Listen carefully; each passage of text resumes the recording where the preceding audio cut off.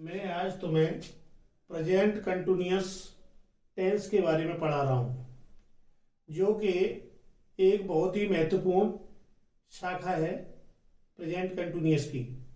तो देखिए किस तरीके से आज प्रेजेंट कंटिन्यूअस के ट्रांसलेशन मैं तुम्हें सिखाता हूं। सबसे ऊपर लिखा हुआ है present PRESENT continuous CONTINUOUS tense TENSE present continuous tense. इसका मतलब है प्रेजेंट यानी वर्तमान काल में कार्य चलता रहता है, इसीलिए इसको प्रेजेंट कंटिन्यूअस टेंस कहते हैं।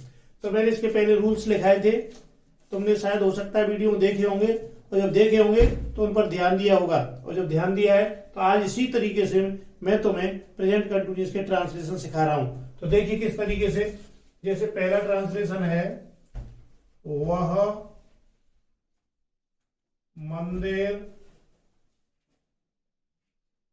जा रही है। सबसे पहले क्या देखते हैं?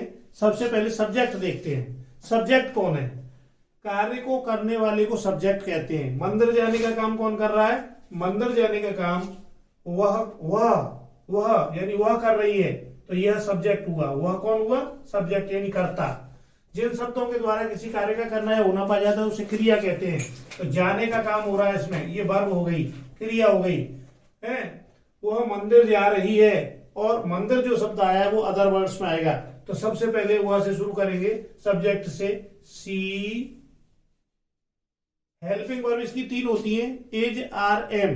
प्रेजेंट कंटिन्यूअस की हेल्पिंग वर्ब 3 है, एज आर एम। अगर पीछे है आती है तो एज का प्रयोग करते हैं, है और हो आती है तो आर का प्रयोग करते हैं, और हूं आती है तो एम हेल्पिंग वर्ब का प्रयोग करते हैं। और तीनों के साथ में चाहे एक वचन हो, चाहे बहुवचन हो, चाहे प्रश्नवाचक हो, चाहे नकारात्मक हो, चाहे साधारण हो, कैसा भी वाक्य हो, सबके साथ में क्रिया की फर्स्ट फॉर्म में आईएनजी लगाते हैं। तो यहाँ क्या करेंगे?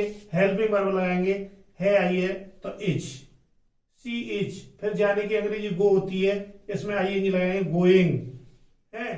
To temple, TEMPLE temple. She is going to temple.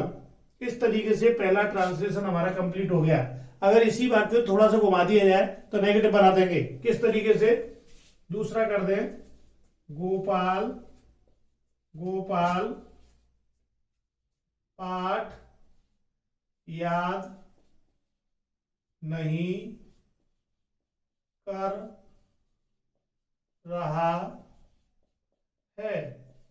Gopal पाठ याद नहीं कर रहा है, तो ये नेगेटिव सेंटेंस बन गया। कैसा बना? नेगेटिव, नकारात्मक, अस्वीकारात्मक। तो सबसे पहले क्या है? पाठ याद करने का काम कौन नहीं कर रहा है? गोपाल नहीं कर रहा है, इसलिए सब्जेक्ट कौन हुआ? गोपाल हुआ। कर्ता कौन हुआ? गोपाल हुआ। ये सब्जेक्ट हो गया। याद करना क्या है? याद करना वर्ब है। क्या है? किसे लगाने से कर्म की मालूम पड़ती है। क्या याद नहीं कर रहा है? पाठ याद नहीं कर रहा है। और नेगेटिव वर्ड क्या है? नहीं है, इसलिए नेगेटिव सेंटेंस है। तो एक वचन नेगेटिव सेंटेंस प्रेजेंट कंटिन्यूअस का है। तो सबसे पहले गोपाल से स्टार्ट करेंगे। कर्ता से हमेशा वाक्य को शुरू करते हैं, तो कर्ता सबसे पहले है गोपाल। गोपाल के बाद क्या करेंगे? हेल्पिंग वर्ब लगाएंगे, है आ रही है तो इज लगाएंगे। क्या लगाएंगे? इज। फिर नहीं की इंग्लिश, नॉट लगाएंगे, हेल्पिंग वर्ब के विषय नॉट। फिर याद करना, लर्न माने याद करना, तो आईएनजी का प्रयोग करेंगे लर्न में, तो लर्निंग, LEARN, और ING learning the lesson. Object को सबसे पीछे पहुंचा देंगे, लेसन। इस तरीके से ये हमारा सेंटेंस दूसरा भी कंप्लीट हो गया। नंबर 3 में क्या है? इंटरोगेटिव बना देते हैं। और इंटरोगेटिव किससे? क्या सबसे पहले लगाते हैं, क्या से शुरू करते हैं। देखिए कैसे। क्या मोहन मैदान में पतंग उड़ा रहा है।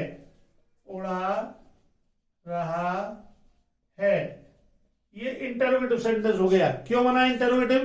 क्योंकि ये एक प्रश्नवाचक वाक्य है। क्यों? क्योंकि सबसे पहले क्या, कभी भी क्या पहले आ जाए तो वाक्य प्रश्नवाचक हो जाता है। और जब क्या पहले आता है तो हमेशा वाक्य को हेल्पिंग वर्ब यानी सहायक क्रिया से शुरू करते हैं। वो किस तरीके से शुरू करते हैं, कैसे सहायक क्रिया शुरू करते हैं? सबसे पहले सब्जेक्ट को देखते हैं। सब्जेक्ट क्या है? सब्जेक्ट मोहन है, सिंगुलर में है, एक वचन में है, तो एक वचन की हेल्पिंग वर्ब इज से शुरू करेंगे। किससे शुरू करेंगे? इज से। उसके बाद सब्जेक्ट लगाएंगे मोहन, उसके बाद वर्ब लगाएंगे। उड़ाने की अंग्रेजी उड़ा रहा है, फ्लाई, उसमें आईएनजी जोड़ेंगे, फिर ऑब्जेक्ट कर्म लेंगे, पतंगों को लेंगे काइट, उसके बाद अदर वर्ड्स पीछे पहुंचा देंगे। तो स्टार्टिंग कैसे करेंगे? सबसे पहले मोहन के अनुसार हेल्पिंग वर्ब यानी इज से शुरू करेंगे, इज, इस तरीके से इज। इसके बाद सब्जेक्ट लेंगे मोहन, फिर इसमें नहीं है नहीं तो वर्ब लेंगे सीधे। क्या लेंगे? वर्ब। तो इज मोहन फ्लाई, FLY, इसमें जोड़ देंगे नियमानुसार ING फ्लाइंग। अब ऑब्जेक्ट क्या है? क्या है? किससे लगाने से कर्म की मालूम पड़ती है? फ्लाइंग दी काइट, काइट इन दी फील्ड, इन दी फील्ड, FIELD। इन दी फील्ड जो है वो अदर वर्ड में आ जाता है, अन्य शब्दों में आ जाता है। तो हमारा ट्रांसलेशन कंप्लीट क्या बन के तैयार हुआ? Is Mohan flying the kite in the field, इस तरीके से। और पीछे फिर इंटरोगेटिव मार्क लगा देंगे, चिन्ह लगा देंगे। नंबर 4 लेते हैं। नंबर 4 में क्या देखिए, प्रश्नवाचक भी बना दें और नकारात्मक भी बना दें, यानी इंटरोगेटिव नेगेटिव सिंगुलर में। जैसे क्या, क्या दीपक, दीपक पत्र नहीं भेज रहा है। ये इंटरोगेटिव भी है और नेगेटिव भी है। इंटरोगेटिव क्यों है? इंटरोगेटिव तो क्या से शुरू हो गया, इसलिए इंटरोगेटिव है। नहीं से नेगेटिव हो गया, लेकिन दीपक तो एक ही है ना। जब दीपक एक है, कार्य को करने वाला एक है, तो सिंगुलर रहा। सेंटेंस कैसा रहा? सिंगुलर। सिंगुलर सेंटेंस है, तो सिंगुलर है, तो सबसे पहले सिंगुलर को देखते हुए हम हेल्पिंग वर्ब सहायक क्रिया यानी इज से स्टार्ट करेंगे। तो सबसे पहले इज से, ये इज क्या करती है? दोनों का काम कर जाती है। क्या का भी काम करती है और हेल्पिंग वर्ब का भी काम करती है, इसलिए इज से स्टार्ट करेंगे। इसके बाद में दीपक, दीपक, फिर नेगेटिव वर्ड आया इसमें नहीं, की इंग्लिश होगी नॉट। इसके बाद में भेजने की सेंड, SEND, इसमें जोड़ देंगे नियमानुसार ING sending. The letter, LETTER। इस तरीके से हमारा ये भी वाक्य कंप्लीट हो गया। नंबर 5, अब बीच वाला क्वेश्चन, बीच वाला प्रश्नवाचक कैसे बनाएंगे? जैसे सुरेश, सुरेश आज आगरा में, आगरा में ताजमहल क्यों देख रहा है? ये क्या है? ये बीच वाला इंटरोगेटिव है।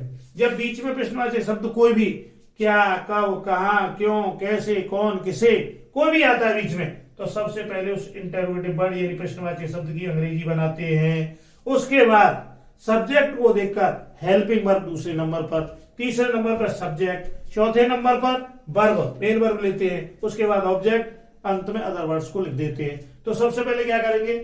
सबसे पहले प्रश्नवाचक शब्द की अंग्रेजी भाई से शुरू करेंगे, भाई। तुरंत हेल्पिंग वर्ब लगाएंगे। हेल्पिंग वर्ब क्या है? हेल्पिंग वर्ब हमारी सिंगुलर की एज है, तो एज।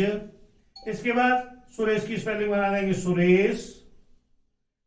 इसमें नहीं है तो देखने की अंग्रेजी 2 होती है, लुक माने देखना, सी माने देखना, और वैसे बाचवा ने भी देखना होता है, लेकिन या तो लुक लगाइए या सी लगाइए। तो इसमें सीइंग भी लगा सकते हैं, लुकिंग भी लगा सकते हैं। तो लुकिंग, लुकिंग,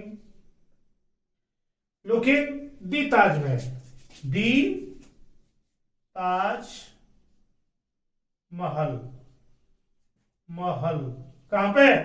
आगरा में, इन आगरा, इन आगरा। और कब? इसमें टाइम भी है, आज यानी टुडे, टुडे जोड़ देंगे पीछे सब में, सबसे लास्ट में टुडे। इस तरीके से ये हमारा इंटेरोगेटिव बीच वाला ट्रांसलेशन भी कंप्लीट हो गया। नंबर 6 लेते हैं, बीच का ही इंटेरोगेटिव नेगेटिव लेते हैं। बीच का इंटेरोगेटिव नेगेटिव कैसे लेंगे? लड़की